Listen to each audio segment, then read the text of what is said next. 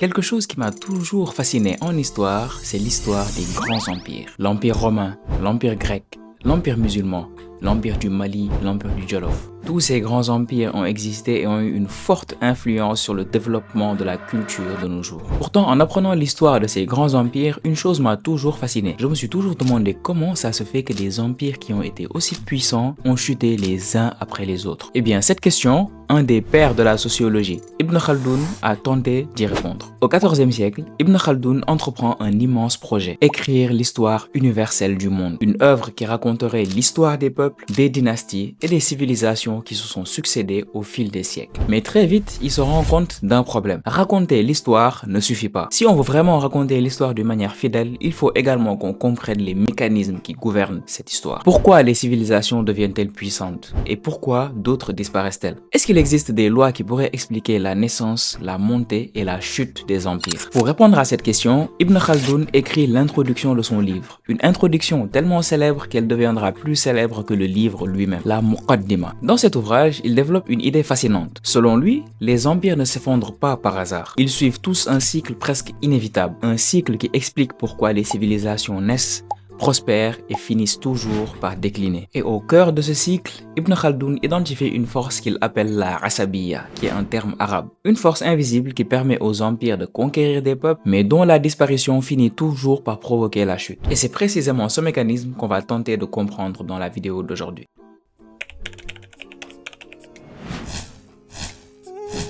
Le concept central de la théorie d'Ibn Khaldoun est ce qu'il appelle la Asabiyya. Mais pour comprendre ce mot, il faut d'abord comprendre sa racine en arabe. Ce mot vient de la racine arabe Ain, Sod et Ba.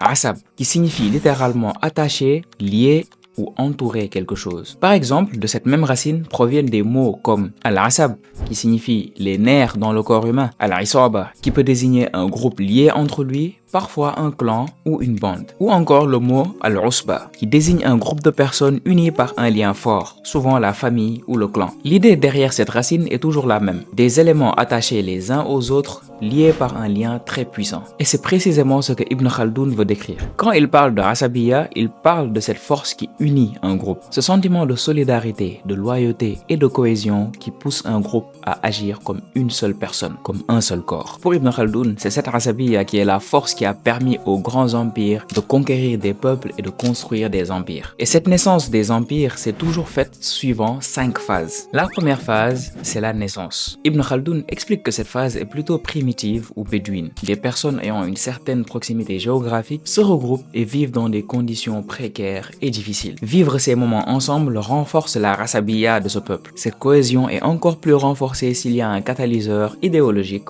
ou religieux. La deuxième phase, c'est la phase de conquête.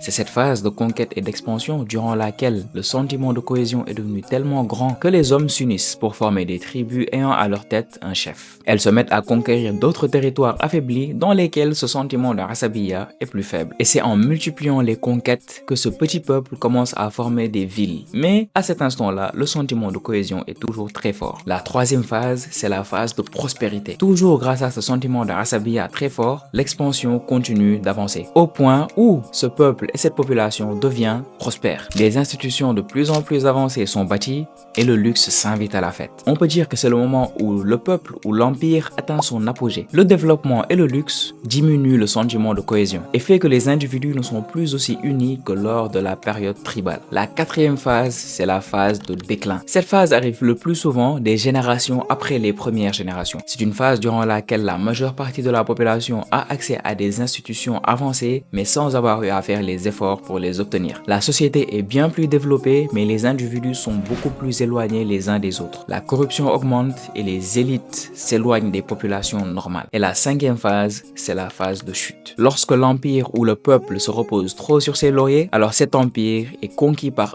un autre empire avec une Asabiyya bien plus forte que celui-ci. La civilisation qui a conquis cet empire va également connaître les mêmes phases de développement. Selon Ibn Khaldoun, les grands empires sont toujours passés par ces 5 grandes phases. Et il voyait la Asabiyya comme le moteur principal de la naissance, du développement et de la chute des grands empires. Et ce modèle illustre l'influence de celle-ci au cours du développement. Maintenant, la question intéressante, c'est qu'est-ce qu'on fait avec cette information aujourd'hui? Eh bien, la théorie d'Ibn Khaldoun ne parle pas uniquement des anciens empires, mais elle parle d'une certaine manière, de toutes les organisations humaines. Parce qu'un empire, finalement, ce n'est qu'un groupe d'humains organisés à une très grande échelle. Ce mécanisme peut également s'appliquer à des pays, des entreprises, des communautés ou même des mouvements politiques. Au début, un groupe se forme autour d'une vision forte. Les individus sont unis, ils partagent un objectif commun et ils traversent les difficultés ensemble. Cette période forge leur cohésion. Puis avec les institutions viennent le succès, la richesse et le confort. Et progressivement, la solidarité qui avait fait la force du groupe commence petit à petit à disparaître. Les individus deviennent plus isolés, plus individualistes et plus éloignés les uns des autres. Et c'est souvent à ce moment-là qu'un autre groupe avec des individus beaucoup plus déterminés prend l'avantage sur celui-ci. Dans son livre Those Who Remain, Michael Hopf a donné une citation qui est beaucoup utilisée de nos jours et qui capture à peu près cette idée. En traduction rapprochée, ça donne: les temps difficiles forgent des hommes forts, les hommes forts créent des temps prospères, les temps prospères produisent des hommes faibles et les hommes faibles créent des temps difficiles. Alors cette citation peut être interprétée d'une manière ou d'une autre en fonction des orientations politiques de tout un chacun,